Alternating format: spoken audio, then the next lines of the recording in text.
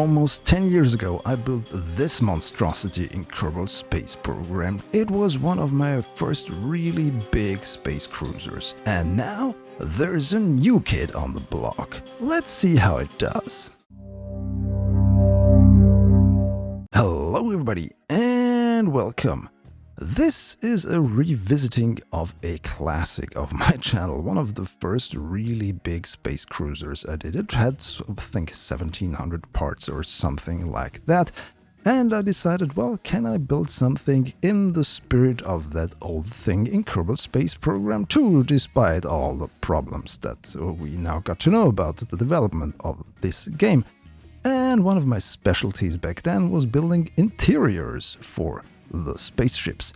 And so I did the same here with parts in Kerbal Space Program 2. We have our Kerbal walking into the command center where all the other crew members are hard at work, or maybe they're watching YouTube, and maybe they're subscribed to my channel. So should you be, so click that bell if you can. Also, we have a lab here and all the science equipment that we can use in space, which is not a lot, unfortunately. I had hoped for a little bit more in the first science update, but we got what we got. At least we have some science to perform. And now we are in the lower compartment. And here we have the communications equipment, and that's about it. That's all there's space for in here. Okay, let's get back up into our little den of probably YouTube watching Kerbals. And let's head over to the other side. And there again we have our ladder back down, and here we have some engineering equipment and some power generation tools and whatnot. And yeah, so much for the tour of the interior. Well, there's only one thing left to do, and it's to see whether or not we can get this thing into space. Let's have a look, shall we? Alright. After a couple of iterations, I decided to do sort of a single stage 2 orbit vehicle to get this thing up there. What you see here is footage sped up to 800%, so this is 8 times accelerated. I had a really hard time getting this to work anywhere. I believe this is because, well, there are a lot of ion engines on board, and you're wondering why. You'll see that a little bit later in the video. But I believe that those have caused this massive lag, a lot more lag than I'm actually used to in this game, to be present with this particular build. What's also present is, of course, that huge wing part on top that's kind of messing up the balance of the vehicle. I thought I could get away with it by really trying to point it vertically and trying to fly out of the atmosphere and then do my gravity turn, but I guess I was wrong this time. So we get to watch the destruction and the raining down of the parts to the ground in all gory and gratuitous detail. Right here we have, I think it's the starboard engine section. Hard to tell, to be honest, they're kind of symmetrical. And of course we have all the other parts in the background, and things are still exploding like in a bad action movie. Did you notice that even in space there are like clouds when things explode in KSP2? Yeah, I know the game is in early access and not finished, and probably never will be, unfortunately, due to the studio being shut down at the end of June, which is in, well, less than 2 weeks now. But yeah, be that as it may, we have lost this iteration of the vessel, so there's only one thing left to do. Again! Yes, of course we're trying it again, and stubborn as I am, I tried the same thing, and of course the same thing happened, and yeah, we can watch the disintegration of this proud and humongous ship again.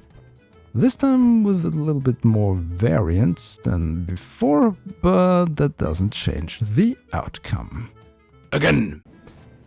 And yeah, third time I even messed up earlier. Don't know why, but I did.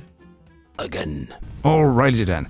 To remedy the aerodynamic situation, I thought I would counteract the huge wings on top with some more huge wings at the bottom. But for some reason, this now even performed worse than before. Well, at least in flying, it managed to stay together for longer. I'm not sure why that is. But yeah, nothing disintegrated so far. I just did the usual Kerbal Space Program backflip, but getting it back into the right orientation was not really possible.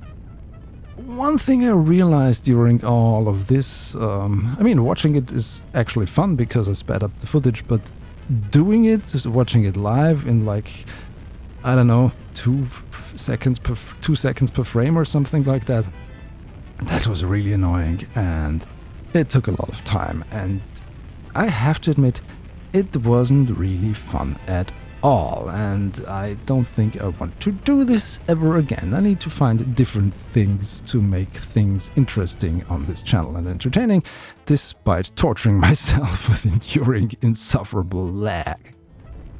Okay, so now you can actually see the stage separation happening. I'm using a lot of solid rocket boosters to get this thing away, but yeah, of course, the few nuke engines do not have enough thrust to keep the big cruiser afloat or counteract Kerbin's gravity.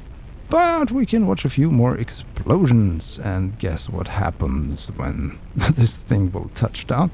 Actually, we almost hit that landing pad, which is there for reusable rockets to land there. At least that's how the folklore goes, but we even miss that. Again. Lo and behold, we are in space. Yeah, I cheated this thing into space. And if you watch my original video, even back then I didn't manage to get that into space the regular way. I also hyper-edited that up there. But this way we can at least look at what this thing can perform like. So first of all, we need to get additional power. I mean, we have those huge generators in the back hidden between some of those giant hydrogen ball tanks. But we also have 6 of the Colossus solar panels, and you can see them unfold here in about 10 or 15 seconds, which took me, I don't know, 5 minutes or something in real time. So yeah, performance improvements. Yeah, there were some in KSP2, but building something like this still overwhelms the game completely, and it's not really fun. What we can see here is the Tidal lander. This is basically the same concept that I did for my Joule 5 mission. It can be, of course, reused later to land on some other planets and moons like, I don't know, Val or Ike or maybe even Duna. And here we have some dive bells. The purple one is suited for Val and the other one was suited for Lathe. But sort of the pièce de résistance is the hangar bay up front where we house our SSTO jet, which also is designed to be able to land on Lathe. And I did a bit of a mistake because just for a short burst, I fired the Rapier engines of the jet, and that caused something to explode inside. I mean, the cruiser still looks intact, but something apparently burnt up. This thing can take off and land on Kerbin and Lathe. I tested that, but now it heads away from this monstrosity because probably it doesn't want to suffer that lag anymore. Speaking of getting away, we have some escape pods, similar to that original cruiser in KSP2. They're just made of the tin can crew modules and some ion engines to... actually, you could get a crew member back to Kerbin from maybe the Mun or also maybe even Duna. So yeah, those things have some range on them and they have some solar panels to replenish the battery. So if you have enough sunlight and you keep the ion thrust at the low level, you can perform, I think, about 1500 meters per second of a burn. So that's actually quite substantial for just a single man rescue capsule. And rescue is, as we now see, rather necessary, because there's something that happened while I wanted to demonstrate these escape pods. Yeah. Something disintegrated. This thing is so cursed.